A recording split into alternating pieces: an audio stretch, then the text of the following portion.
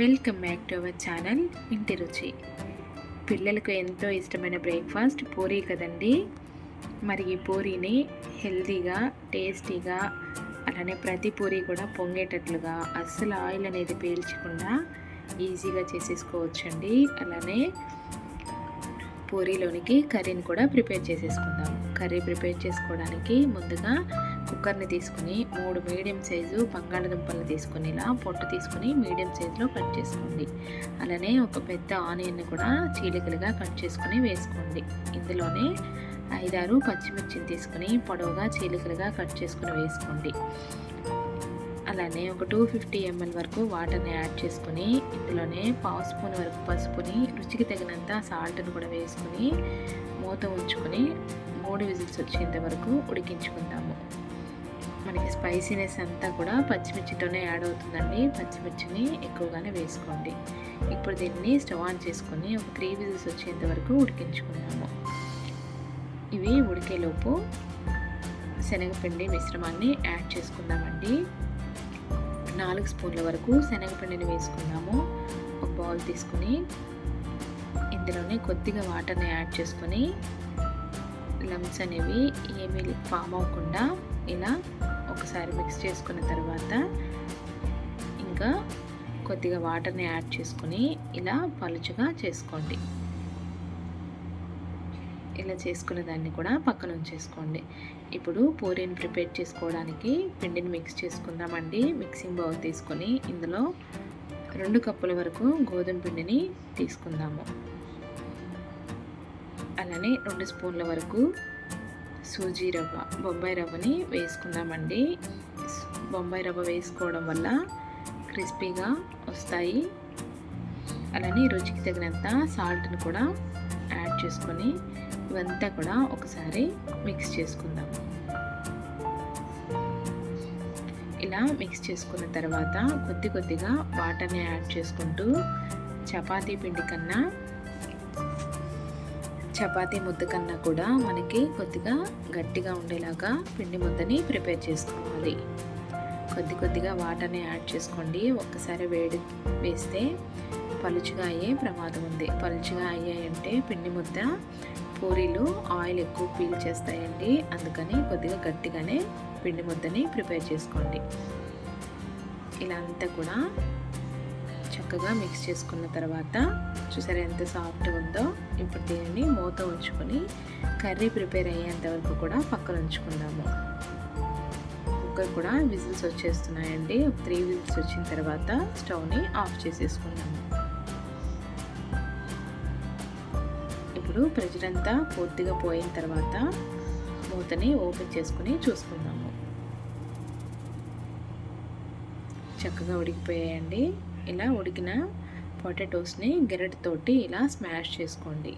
మరి మెత్తగా చేయాల్సిన అవసరం ఏం లేదండి.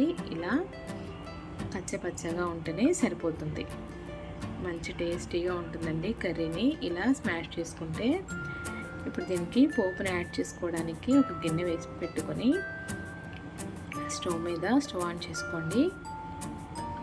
2 గరిటెల వరకు ఆయిల్ని వేసుకొని ఆయిల్ హీట్ అయిన తర్వాత కొద్దిగా పచ్చిశనగపప్పు, సాయపప్పు, ఆవాలు, జీలకర్ర, అలానే ఒక వెల్లుల్లిని కూడా ఇలా పచ్చగా దంచి వేసుకోండి. ఒక ఎండుమిర్చిని కూడా తుంచుకొని వేసుకోండి. అలానే ఒక రెమ్మ కరివేపాకును కూడా వేసుకొని ఫ్రై చేసుకుందాము. వేగిన తర్వాత ఉడికించి పెట్టుకున్న ఆలు మిశ్రమాన్ని కూడా ఇందులో యాడ్ చేసేసుకొని ఒక 2 సెకండ్స్ పాటు మరిగించుకుందాము. ఇలా మరుగుతూ ఉన్నప్పుడు మిక్స్ చేసి పెట్టుకున్న శనగపిండి మిశ్రమాన్ని తీసుకుని ఇలా తిప్పుకుంటూ దీనిలో యాడ్ చేసేసుకోవాలి. ఇలా యాడ్ చేసుకొని గరిటతో మిక్స్ చేసుకుంటూ మంటను మీడియం ఫ్లేమ్లో పెట్టుకొని ఈ శనగపిండి మిశ్రమం వేసిన తర్వాత 2 నిమిషాల పాటు ఉడికించుకోవాలి. ఇలా ఉడుకుతూ ఉన్నప్పుడు 1/2 స్పూన్ వరకు గరం మసాలా పౌడర్ని యాడ్ చేసుకోండి.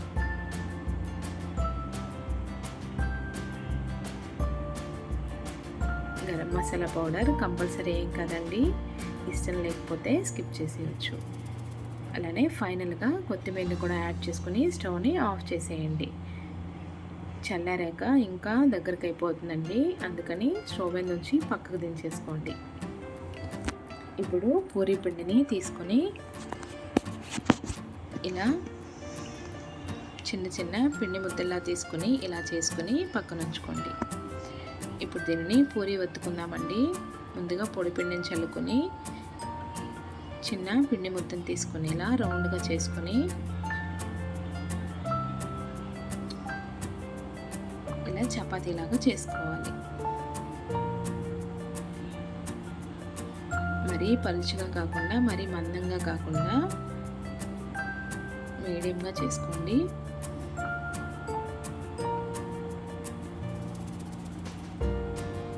ఇలా చేసుకుంటే సరిపోతుంది. ఇప్పుడు దీన్ని స్టవ్ మీద ఆయిల్ కూడా డీప్ ఫ్రైకి సరిపడా ఆయిల్ కూడా పెట్టేసుకుందామండి. నూనె అనేది బాగా హీట్గా ఉంటేనే పూరీ అనేది పొంగుతుందండి. ఇలా చపాతీని వేసేసుకొని దీనిని ఇలా వేడి వేడి ఆయిల్ని పైన వేసుకుంటూ ఉంటే చక్కగా పొంగుతుందండి.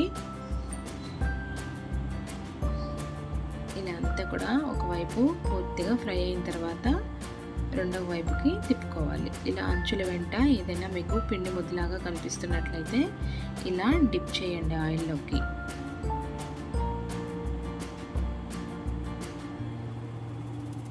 చక్కగా పొంగింది కదండి. దీనిని ఒక ప్లేట్లోకి తీసేసుకుందాము.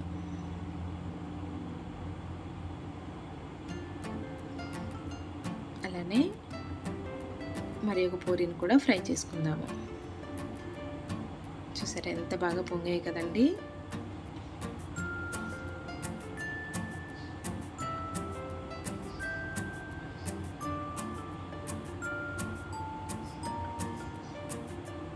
ఇలా చక్కగా ఎవరైనా ఈజీగా చేసేయొచ్చండి. పిల్లలు చాలా ఇష్టంగా తింటారు. ఇలా చేసి పెట్టారంటే ఆయిల్ కూడా అస్సలు పీల్చలేదండి. మంచి కలర్తో చక్కగా పొంగాయి కదా. ఇలానే అన్నీ కూడా వేసుకుని పూరీల్ని చేసేసుకుందాము. ఆయిల్ హీట్గా ఉంటేనే ప్రతి పూరీ కూడా చక్కగా పొంగుతుందండి. ఇంకా సర్వ్ చేసేసుకోవడమే. టేస్టీ కర్రీతో అలానే హెల్దీ అయిన పూరీతోటి పిల్లలు ఎంజాయ్ చేస్తూ తింటారు. చాలా నచ్చుతాయండి వాళ్ళకైతే. ఈ వీడియో మీకు నచ్చినట్లయితే లైక్ చేయండి, షేర్ చేయండి, సబ్స్క్రైబ్ చేయండి. Thanks for watching.